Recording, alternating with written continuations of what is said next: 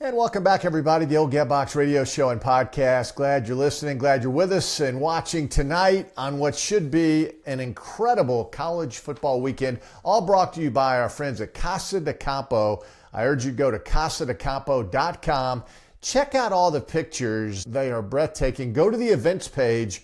So many things are happening now as we inch closer to Christmas at Casa de Campo, including the reopening of Teeth of the Dog. That's the Pete Dye gym with 7 holes with the ocean views. It is spectacular. I can't wait to get down. I'll be down middle of December. Looking forward to teeing it up from those championship tees. Check it out, Casa de Campo. And better yet, listen to our conversation with Gilles Gagnon, the Director of Golf Emeritus, right here on the Old Getbox TV and radio show. Time now for the Pigskin Prognosticator of Prodigious Proportions. If you listen to us, you wake up Sunday morning independently wealthy. People have been asking, where'd you come up with the name? And it goes back to my dad, my late father, back in the late 40s, early 50s, and he was a radio and eventually a TV guy here in Alabama. Very popular throughout the state. He was the voice of the Crimson Tide football, basketball teams. He did all the games, the Birmingham Barons, etc. And he would have his Pigskin Picks show on the radio every Friday. That was his title. So I'm proud to say we're carrying on the tradition, I guess now about 75 years, the Pigskin Prognosticator of Prodigious Proportions. Well, let's get it started. North Texas, the Mean Green in Birmingham, taking on UAB this Saturday. They're 17.5-point favorites. Now, the Mean Green still trying to be the top team in the group of 5 to get in the CFP. They're 8-1, having a heck of a season. They are arguably the best offense in the country. Total offense, they're ranked sixth. Scoring offense, they're ranked 2nd. Defensively, they're pretty good, by the way. They rank number 1 in turnover margin, and oh, by the way, number 1 in red zone offense. On the other side, UAB having just a topsy-turvy, and aside from the upset of Memphis, really a miserable season. And now with the interim coach, the best players for UAB are already being contacted by schools for next season. So a turbulent time for UAB, and I think we're catching this game. We're North Texas with a lot to play for. UAB somewhat chaotic. I think the Mean Green blows out UAB on Saturday. How about USC hosting Iowa? This is in the Coliseum. The weather's going to be great compared to what it was in Iowa City last week when the Hawkeyes lost that heartbreaker to Oregon. This is an interesting chess match. Lincoln Riley is considered by many as the best play caller in college football, the head coach at USC. And Phil Parker, the DC of the Iowa Hawkeyes, is considered one of the elite defensive play callers as well. So it's head-to-head, mano-a-mano, the best offensive play caller against one of the best defensive coordinators. For USC, they're 7-2 overall. They have a lot to play for. They could still sneak into that college football playoff. We shall see. Jaden Miava, the quarterback for USC, how about this? He's thrown for 2,614 yards this season. For Iowa, Mark Gronowski, their quarterback, has thrown for 946 yards. So you have contrasting styles, big-time contrast. Although we'll say Gronowski hit some big plays last week against Oregon and is playing very, very well. But I just think in the heat of LA, I think USC undefeated at home, by the way, this season, and I think they cover that 6.5. Georgia Tech, after a week off, they're back in the fold playing at BC, 16.5-point favorites. The Ramblin' Wreck, 8-1 overall, 5-1 in the ACC, and over the 2.5+ seasons, Brent Key has been the head coach. Georgia Tech has responded favorably to off weeks. And in this case, they're getting some of their injured guys back who are really hobbled, so that is a good sign as well. And Georgia Tech controls their own destiny. It looks like they could win out, get in the ACC championship, and then who knows? And if somehow they get in the ACC championship with a win over Georgia under their belt in the regular season finale, who knows what lies ahead for Georgia Tech.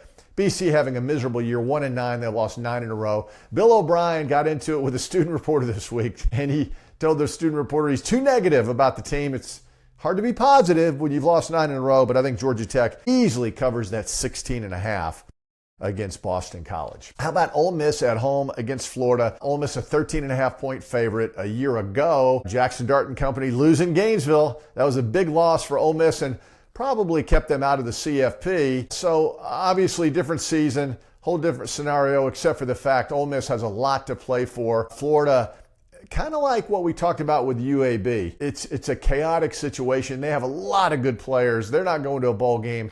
And so at the end of the regular season, many of these kids are going to be making decisions to transfer.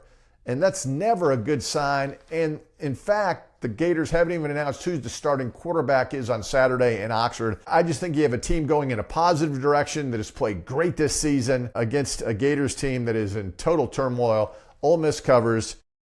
And wouldn't it be interesting if Lane Kiffin winds up in Gainesville next year? Just saying. Meantime, Wisconsin coming off their first win in the Big Ten over Washington last week. In Bloomington against Indiana, the Hoosiers 29.5-point favorites. What an exciting finish. The Hoosiers score on that scintillating touchdown in the back of the end zone on Fox last Saturday to keep their undefeated season going. Gus Johnson of Fox still trying to get his voice back. Never heard a play-by-play guy go that berserk before. That's kind of his shtick, you know. But Indiana really lucky to survive that. I do think Indiana was playing much better earlier in the season. For example, when they went to Oregon and played really, really well. But again, it's a roller coaster season. And I think right now Indiana is not playing as well as they did earlier. They will win this game over Wisconsin. But I think 29.5 is way too many, taking the Badgers, who are playing some pretty good football, and the 29.5. Michigan, 12.5-point favorite against Northwestern. This game is at Wrigley Field.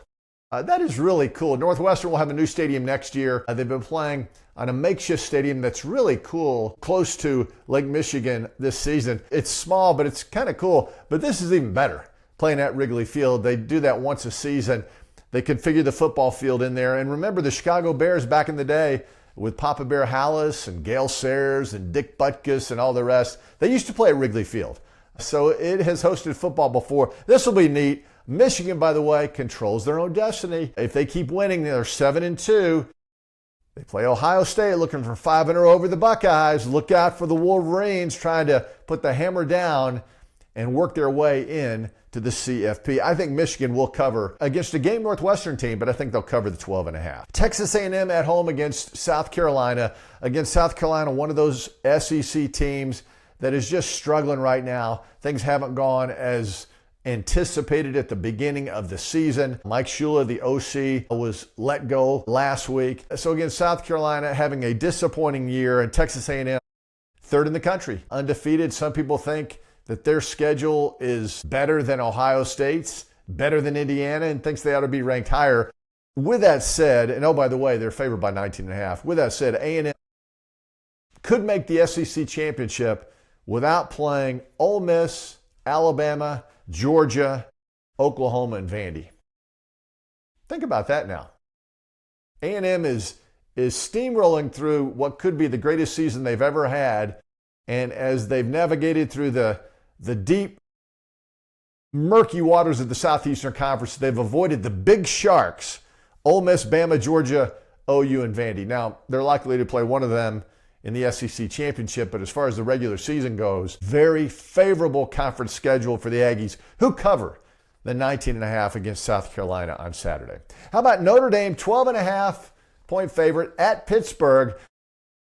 This is going to be a good game. Pittsburgh having a good season, 7-2, and they get a couple of their injured linebackers back in the fold, so they're going to be full force defensively. It's a motivated Pittsburgh team. They still have a lot to play for. Notre Dame, of course, after those two early losses, losing to Miami and Texas A&M, haven't lost since. And if they wind up 10-2, they'll be the highest ranked independent, and they're going to the playoffs. But I think Pittsburgh, with an offense that can run the football, a defense that can stop the run, an opportunistic defense as well. They've been winning the giveaway takeaway all season long. I think Pittsburgh, they're getting 12.5. I think they pull off the upset and end the Irish hopes of going to the playoffs. I think Irish eyes will be crying come Saturday in Pittsburgh. How about the game in Tuscaloosa? Alabama is 6-point favorite over Oklahoma. Hope you've had a chance to listen to my conversation with Toby Rowland, the really talented play-by-play guy of the Sooners. It's up now on our YouTube channel. It's interesting. Oklahoma leads the series 4-2-1. Alabama is the best program in college football history. Toby told me the other day, Oklahoma's number 2. I'm not going to argue with that. I mean, talk about two rich traditions, but Alabama looking for their first regular season win over Oklahoma, the 2 wins, a bowl game and a playoff game. So we'll see what happens. And I don't think there's any question Alabama will play better than they did a year ago when they were embarrassed in Norman, losing 24-3, a game that ultimately cost them a trip to the CFP. A different Alabama team. Obviously, Ty Simpson is much better at this stage of the game than Jalen Milroe was a year ago.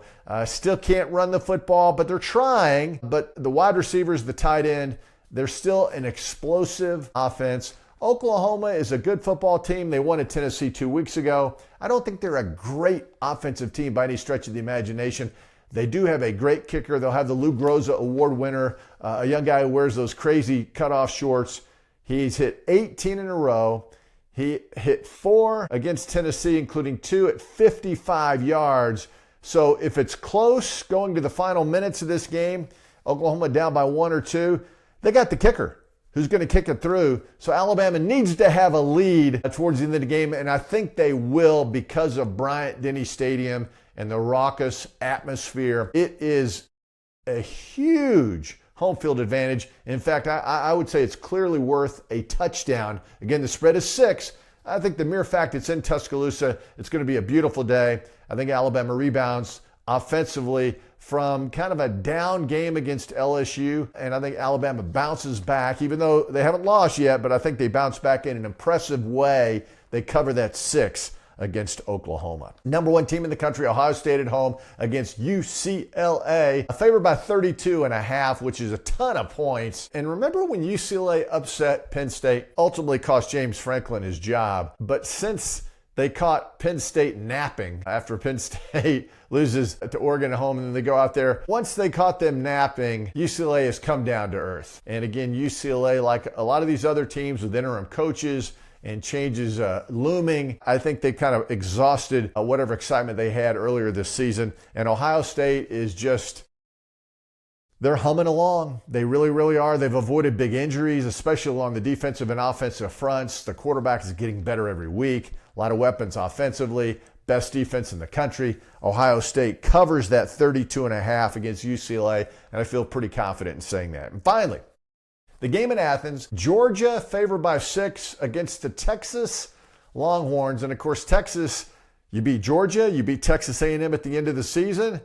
Look out. This could be a special year for the Texas Longhorns, but those are 2 big games, especially the Georgia game in Athens, where i.e. what we were talking about at Alabama, a huge home field advantage in Athens. Arch Manning and company haven't experienced that, and it's a Georgia team, by the way, that is getting better as the season progresses. Slow start, losing to Alabama, some close games here and there, but the game in Starkville, if you watch that game against Mississippi State is not a bad football team, and Georgia steamrolled them in Starkville last week. I just think Georgia is peaking at the perfect time. And oh, by the way, Billy Napier, the ousted coach at Florida, was at practice this week in Athens. What? Of course, the Gators did beat Texas earlier this year. Why not?